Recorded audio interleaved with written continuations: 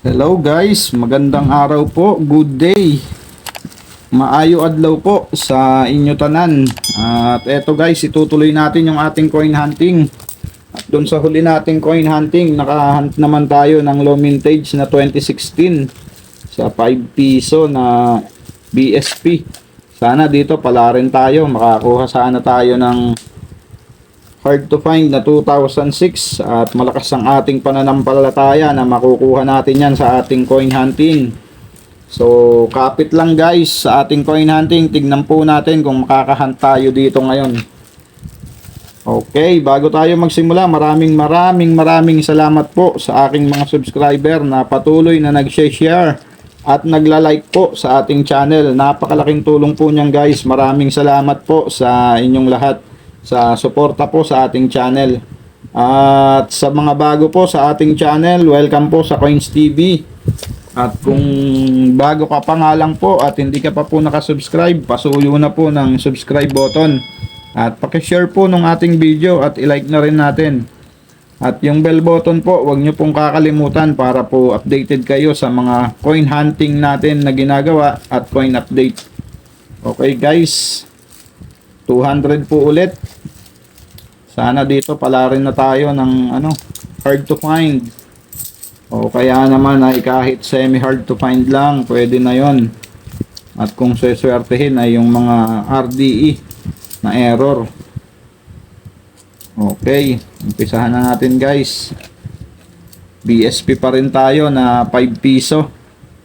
First coin natin guys, 2001. So, common. Next coin natin, 1997. Mint mark, common. 2005. At maraming salamat po sa mga kapwa ko coin hunter. Maraming salamat sa suporta guys. Sa mga coin vlogger na rin, maraming salamat po. Siyempre sa mga idol nating coin collector na sumusuporta rin sa ating channel. Maraming salamat po sa inyong lahat. At sa mga silent viewer natin, maraming salamat din.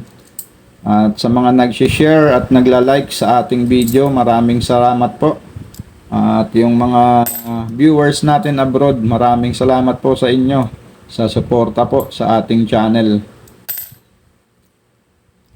Okay, next coin, year 2012. Na niluma na ng panahon, no? Okay, next coin, 2004. Common. Next coin, 2013. Common. Next coin, 2005. Common lang. And another one. Next coin, 2001. Madumi na siya. Next coin natin, 1997 with mint mark. Pero common lang din yan guys. Next coin, 2012. Common. And next coin natin, 1998.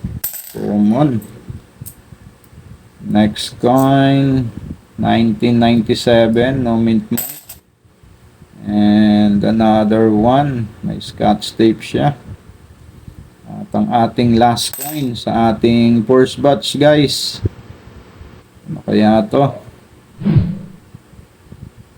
2012. Okay, wala tayong nadali.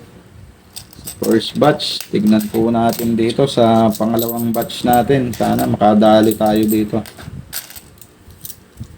Okay, first coin natin guys sa ating last batch. Ang pinaka-common na 2005. Okay. Next coin, 2009 na maingay din sa coin hunting. Na napakaingay niya talaga. At may mga nag-aalok pa sa atin yan guys. Hindi po yan, common lang din yan guys. Okay, next coin, 2002. At iba na ang kulay nito. 2002. So ito na lang ang i-update natin guys. 2002. Pagtapos po ng ating coin hunting, i-update po natin yan. Siya po ang candidate for updating. Okay, next coin natin, 2014. Common. Next coin, 2003. Next coin, 2011. Common. 2001. And next, 2012. Common.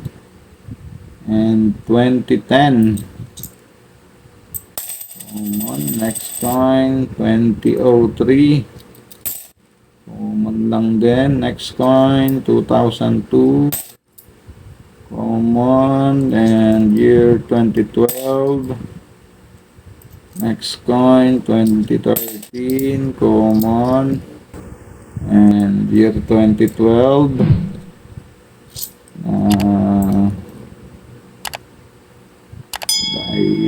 One yung ating hawak. Okay.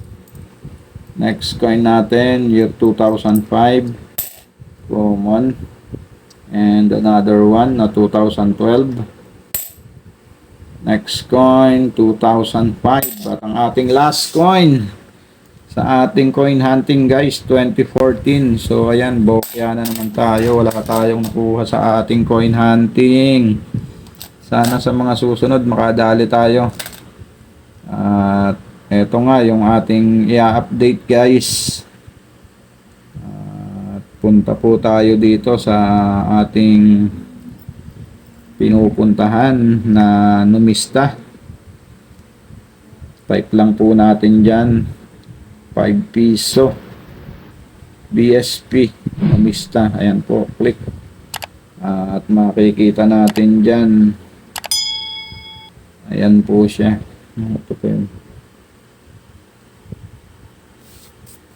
Okay, ayan po. Makikita po natin dyan ang lahat ng impormasyon guys sa ating 5 piso na BSP. Nickel brass po ang composition nitong ating barya. At dyan po ang obverse, ang reverse. Makikita natin dyan ang edge nya, smooth. Yan, at yan po makikita yung mga variation. Ayan, ayan. At dito na nga tayo dumiretso sa ating i-update na year 2002. Na ganda ng kulay nito. Okay, 99, 2000, 2001, 2002. Isa lang po. Ang 2002 po guys ay isang variation lang. Reverse 1. Reverse 1 ang ating hawak dito, pero meron tayo ditong 2012 pala to. Reverse 1. At ang kanyang percentage po ay 11%. Ayan po. At ang kanyang price appraisal guys sa fine condition at very fine, same lang po sila, 13 pesos. At sa extra fine po ay 35 pesos. Sa AU condition at uncirculated ay wala. Wala pa pong presyo sa ganong kondisyon. Ang meron lang guys, fine at very fine, tsaka extra fine. So 35 pesos ang extra fine. So, mga 40 to 50 siguro ang uncirculated. Okay, yun lamang guys. At iyan po ang presyo ng 2002. 35 pesos po ang pinakamalaki niya sa kondisyong extra fine. At wala nga tayong nakuha dito sa ating coin hunting. Bokya pa rin. At sana sa susunod makadali na tayo ng 2006. Okay guys, maraming salamat po sa inyong pagsama. Keep safe po and God bless.